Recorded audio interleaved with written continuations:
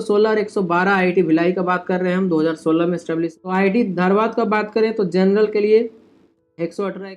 So this is Amit और आप देख रहे हैं एडमिशन एकेडमी। जैसा कि हम टॉप 7 आईआईटी में सेफ स्कोर क्या रहेगा, मिनिमम स्कोर मतलब कम से कम स्कोर जिससे कि आप उसमें एडमिशन ले सकें किसी भी ब्रांच के साथ, बस टैग मिल जाए। उसी तरह से लोअर 8 आईआईटी में कितने मिनिमम मार्क्स पे आपका हो जाएगा। To get same information in English language kindly check my English channel information and educational videos.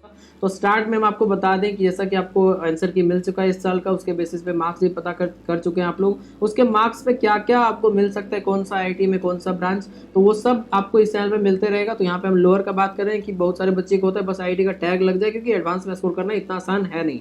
तो एक चीज़ हम बता दें आपको, टॉप आईआईटी जो होते हैं उसमें बहुत सारे ब्रांच होते हैं, 20-30। लोअर ब्रांच का बहुत कम डिमांड होता है, इसलिए वो ब्रांचेस बहुत कम स्कोर पे भी मिल जाते हैं। लोअर 8 आईआईटी या फिर लोअर आईआईटी का बात करें तो उसमें क्या होता है, अभी नए एस्टेब्लिश हुए हैं 2016 में, 15 में या 2010 के आसपास। तो इसमें क्या होता है कि इसमें ब्रांचेज जो है वो कम है, मतलब लोअर ब्रांच का मतलब यहाँ पे सिविल केमिकल हो गया, जो कि एक अच्छा ब्रांच बोला जाता है। बट आप अगर टॉप आईआईटी में जाएं, जैसे आईआईटी खड़गपुर, आईआईटी बीएचयू, ये सब में जाएंगे तो वहाँ पे लोअर ब्रांच का मतलब बहुत ज़्यादा नीचे, mining engineering, material science engineering या डुअल डिग्री कोर्सेज जिसका कि डिमांड कम है, तो वहाँ पे इजीली मिल जाता है लोअर मार्क्स भी। तो आशा करते हैं आपको डिटेल समझ आ गया होगा, अदरवाइज आप वीडियो देख के कंफ्यूज होंगे कि टॉप आईआईटी में भी इतना मार्क्स से मिल रहा है, लोअर में भी इतना मार्क्स से मिल रहा है, तो डिफरेंस क्या है। डिफरेंस ये है कि यहाँ पे लोअर ब्रांच का मतलब थोड़ा अच्छा ब्रांच होता है। तो जनरल के लिए 116 और 112 आईआईटी भिलाई का बात कर रहे हैं हम, 2016 में स्टेब्लिश हुआ ये कॉलेज। ओबीसी के लिए 110, 108, ईडब्ल्यूएस के लिए 112, 109, एससी के लिए 71 और 66, एसटी के लिए 68 एंड 63।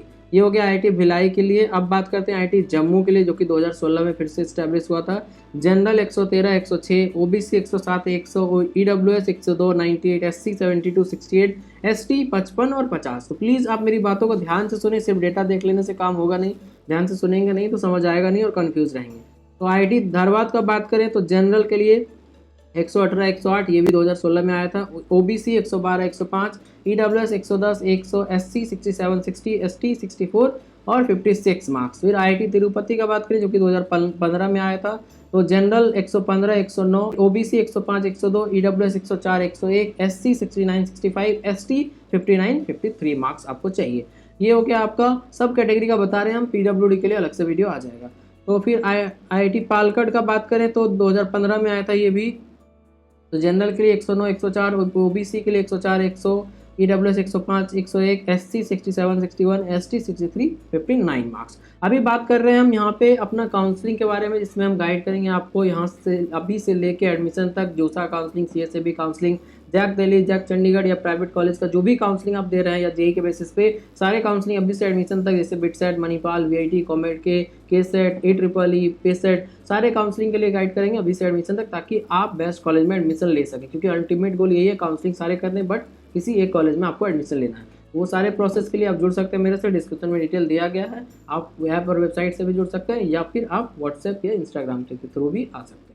यहाँ पे हम बताने जा रहे हैं आपको अपना कंप्लीट गाइडेंस में क्या क्या प्रोवाइड करेंगे हम, और आपको किस तरह से हेल्प मिलेगा इससे। कंप्लीट गाइडेंस जो होता है वो अभी से लेके जब से भी आप कांटेक्ट करते हैं तब से लेके एडमिशन तक का कंप्लीट गाइडेंस, मतलब जो भी प्रोसेस होगा उसके लिए हम हेल्प करेंगे। चॉइस फिलिंग, जो पर्सनल चॉइस फिलिंग है वो हम करके देंगे आपको। राउंड वाइज डिस्कशन होगा कि क्या आप करना चाहिए, स्टॉप करना चाहिए, नेक्स्ट राउंड में जाना चाहिए नहीं, वो सारा चीज़ हम आपसे डिस्कस करते रहेंगे रेगुलरली, ताकि आप एक अच्छे काउंसलिंग करके अच्छे कॉलेज में जा सकें विद बेस्ट ब्रांच। और ये काउंसलिंग सारे तरह के काउंसलिंग के लिए, JoSAA, CSAB, JAC Delhi, JAC Chandigarh, MSC, CT, VIT, Manipal, COMEDK, AEEE, जितने भी तरह के काउंसलिंग अक्रॉस इंडिया, सारे के लिए हम गाइड करेंगे आपको। कंप्लीट प्रोसेस जो होता है स्टार्टिंग से लेकर एंड तक, जो कि चॉइस फिलिंग, डिसीजन मेकिंग, फिर डॉक्यूमेंट अपलोड और उसके बाद कॉलेज में जाके एडमिशन। और सबसे इंपॉर्टेंट ये है कि 4-5 ऑप्शन आपके पास रहते हैं या फिर 10 ऑप्शन भी रहते हैं कॉलेज के, तो किसमें लेना है वो सारा चीज़ डिस्कस करके बेस्ट जो होगा आपके लिए उसमें हम एडवाइस करेंगे, ताकि आपका 4 साल का बीटेक कोर्स और उसके बाद फ्यूचर करियर सही हो सके। तो चलिए आगे बात करते हैं। आईएसएम धनबाद के लिए 1926 में एस्टैब्लिश हुआ था, ओल्ड है बट उतना ज़्यादा मतलब टॉप आईआईटी के जैसा फेमस नहीं है। तो जनरल 112, 107, ओबीसी 108, 103, ईडब्ल्यूएस 106, 100, एससी 72 और 67, एसटी 70 और 64। मंडी के लिए बात करें 2009 में आया था, 109, 103 मार्क्स जनरल के लिए। स्लैश के बाद जो डेटा है वो फीमेल स्टूडेंट के लिए है। OBC 105, 100, EWS 104, 98, SC 68, 64, ST 58 and 54 marks आपको चाहिए। इसके बाद अब बात करें आईआईटी गोवा का, तो 2016 में आया था ये। जनरल 111 96, ओबीसी 103 91 और ईडब्ल्यूएस 106 93, एससी 70 और 65, एसटी 60 और 56 मार्क्स चाहिए आपको। तो ये था कंप्लीट इन्फॉर्मेशन की लोअर 8 आईआईटी में लोएस्ट ब्रांच, मतलब सिर्फ आईआईटी का टैग लग जाए, कोई ब्रांच के साथ चले जाएं तो कितना मार्क्स चाहिए आपको, ये करंट ईयर ट्रेंड के हिसाब से बताएं। लास्ट 6-7 साल से हम गाइड कर रहे हैं इंग्लिश सेल के थ्रू, तो वो सबको कंक्लूड करते हुए इस साल का जो डिफिकल्टी था और क्या कट ऑफ रह सकता है वो हम बताएं। कितना मार्क्स अगर आ रहा है तो आप श्योर हैं आपको किसी ना किसी ब्रांच में एडमिशन हो जाएगा। बस आपको काउंसलिंग अच्छे से करना है लास्ट राउंड तक। Thank you.